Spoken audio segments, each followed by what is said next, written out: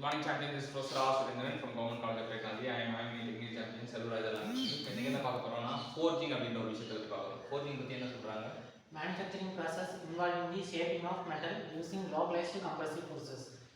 So ஒரு manufacturing process அதை வந்து ஒரு ஃபார்ம் ஷேப்பை உருவாக்குறாங்க. எதை பயன்படுத்தினா லோக்கலைஸ் கம்ப்ரசிவ் ஃபோர்ஸஸை யூஸ் பண்ணி இப்போ இது பண்ணுறாங்க. இதுதான் ஃபோர்ஜிங் சொல்கிறாங்க.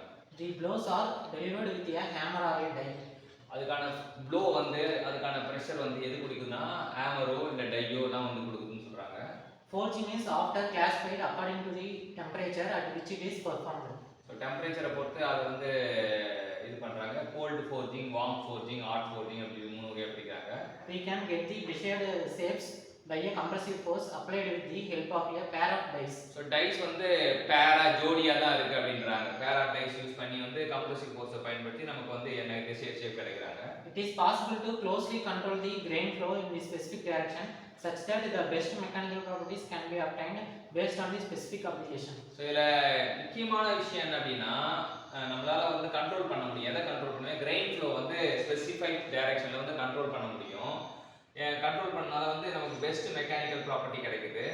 அது வந்து ஸ்பெசிஃபிக் அப்ளிகேஷன் நம்ம யூஸ் பண்ணலாம்.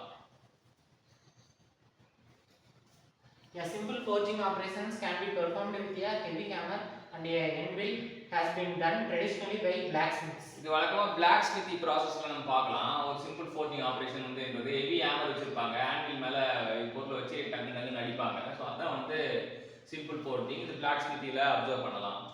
However, most forgings require a set of dies and such equipment as a press or a powered forging hammer. So இந்த மாதிரி என்னன்னா நிறைய ஃபோர்ஜிங்கில் வந்து செட் ஆஃப் டைஸ் வச்சுட்டு நமக்கு ப்ரெஸ்ஸாவோ இல்லை பவர்டு ஃபோர்ஜிங் ஹேமராவோ இருக்குன்றாங்க. இப்போ நீங்கள் shock impact suddenly applied load பார்த்தீங்கன்னா வந்து ஃபர்ஸ்ட் வந்து இப்படி இருக்குது, 2 பேர் ஆஃப் டைஸ் இருக்குது, நடுவில் என்ன இருக்குது, ஹீட் பில்லட் இருக்குது. ஸோ நம்ம ஃபோர்ஸ் கொடுக்குறோம், கம்ப்ரஸிவ் ஃபோர்ஸ் கொடுக்குறோம். ஃப்ளஷ் சுற்றணும், அப்பர் பிளேட்டுக்கும் லோவர் பிளேட் நடுவில் வெளியில் இந்த ஃப்ளாஷ்ன்ற வழியாக வந்து நமக்கு வருது. அதுதான் வந்து நம்ம சொல்லுவோம்.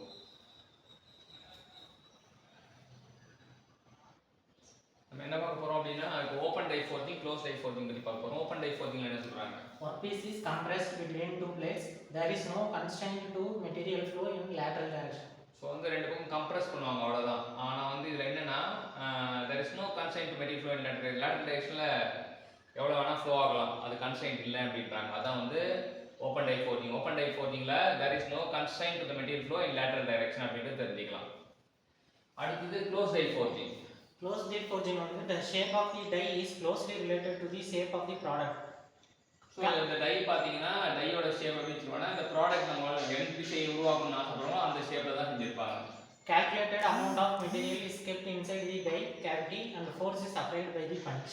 இது என்னன்னா கால்குலேட் அமௌண்ட் ஆஃப் மெட்டீரியல் தான் வைக்க முடியும். ஏன்னா வந்து இன்சைட் டை கேவிட்டி கால்குலேட் பண்ண முடியாது. Force is applied by the punch. ஏன்னா நம்ம அதிகமாக வச்சா நம்ம ஃப்ளோ ஆகிறதுக்கு இடம் இருக்காது. ஓப்பன் டை ஃபோர்ஜிங் எவ்வளோனா ஃப்ளோ ஆகலாம். ஆனால் இங்கே வந்து கால்குலேட் அமௌண்ட் ஆஃப் மெட்டீரியல் வைக்கணும்னு சொல்கிறோம். இன்றைக்கி என்ன பார்த்தோம் அப்படின்னா ஃபோர்ஜிங்னா என்ன, அதோட டெம்பரேச்சர் பொறுத்து எப்படி அதை கிளாஸிஃபை பண்ணுறாங்க, அப்புறம் டையை பொறுத்து எப்படி கிளாஸிஃபை பண்ணுறாங்கன்னு பார்த்தோம். இவ்வளோ எத்தனையோ சொல்லி தந்த தம்பி செல்வராஜுக்கு Thank you. தேங்க்யூ.